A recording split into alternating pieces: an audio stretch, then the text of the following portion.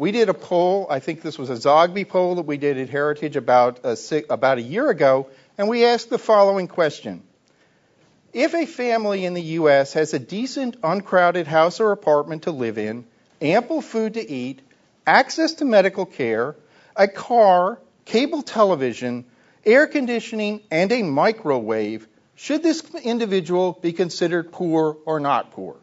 And in response to that, 75% of the average Americans in a national poll said, no, that individual is not poor. Among Republicans, 80% said this individual is not poor. Among Democrats, 70% said this individual is not poor.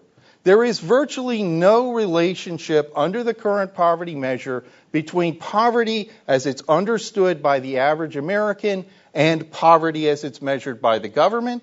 And the gap will get even wider with this new measure. What this measure measures is simply inequality. It's a standard that goes up, and again, you can only reduce poverty under this measure by redistributing wealth, by taking income from the top and putting it at the bottom. The bottom has to rise faster than the middle for poverty to decline.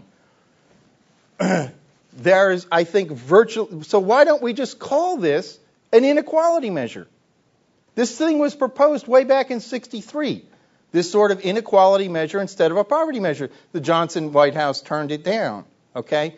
And the reason that we don't call this an inequality or a spread the wealth measure is that we're currently spending $900 billion on means-tested welfare.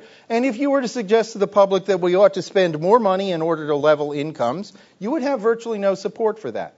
However, if you couch this in terms of significant material deprivation, poverty, a morally evocative word, you have some chance for obtaining support.